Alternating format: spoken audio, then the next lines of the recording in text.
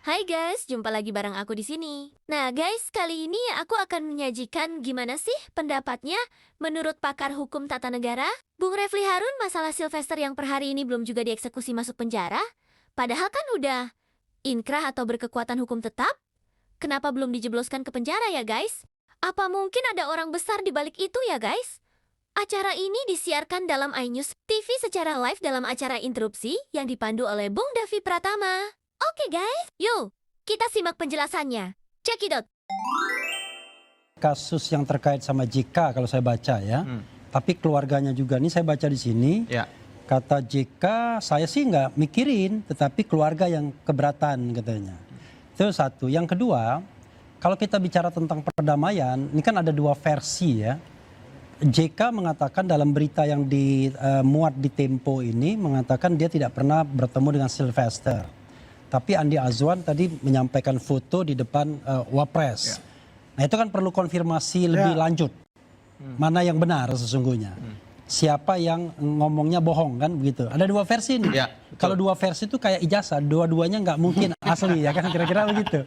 Jadi ini apakah JK yang berbohong, apakah Sylvester yang berbohong kan begitu. JK mengatakan dia nggak pernah ketemu, tapi Sylvester mengatakan dia ketemu 2 kali, itu satu. Yang kedua adalah kalau kita bicara permohonan maaf ini memang tidak relevan, karena ini kasus sudah berproses dan inkrah.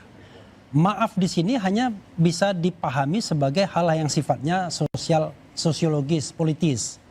Ya udahlah kita maaf, tapi pengadilan proses tetap jalan. Nah, ketika sudah inkrah seperti ini, memang ya tidak ada cara lain, harus dieksekusi. Karena kalau tidak dieksekusi jadi ada inequality before the law. Persoalannya adalah walaupun saya pribadi nggak suka adu mengadu seperti ini, terus terang saja, makanya vice versa sama terhadap Roy Suryo CS juga saya nggak suka ada pengaduan seperti itu. Tetapi masalahnya ini kadung sudah berkekuatan hukum tetap, akan menjadi sebuah presiden buruk dalam law enforcement kita kalau seandainya yang berkekuatan hukum tetap ini tidak dieksekusi. Nanti bilang gimana kalau misalnya dieksekusi langsung dikasih amnesti, itu urusan Pak Prabowo, ya kan? It is not my business. Tapi yang paling penting dieksekusi dulu. Dan ini debat eksekusinya sudah berapa hari ini? Padahal tinggal datang atau diambil itu soal lain. Yang penting masuk dulu, kemudian soal nanti Pak saya dapat bagian dari amnesti dong, saya juga minta gerasi, itu soal lain. Analisa Anda apa yang terjadi sampai berhari-hari ini? Begini, ini hypothetical ya sifatnya.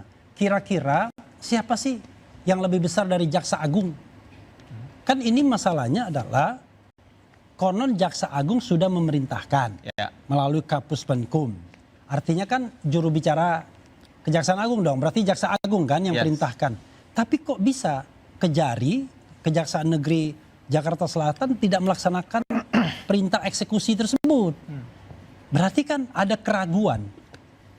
Pertama, tidak ada clear message dari Jaksa Agung sendiri, kecuali Kapus Penkum. Yang kedua, Kejari atau Kajari, Kepala Kejaksaan Negeri Jakarta Selatan, kok kayaknya juga tidak takut atau hati-hati?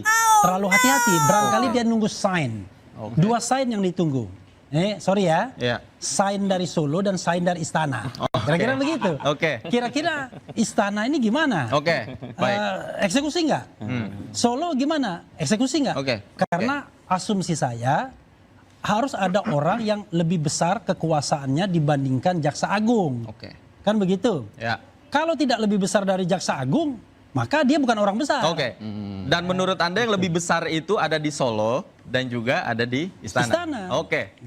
Baik. Saya garis bawahi sampai di situ. Itu Bang Boy. hypothetical ya, hipotesis. Hipotesis. Bang Boy, Anda yang sering sekali. Nah guys, begitulah.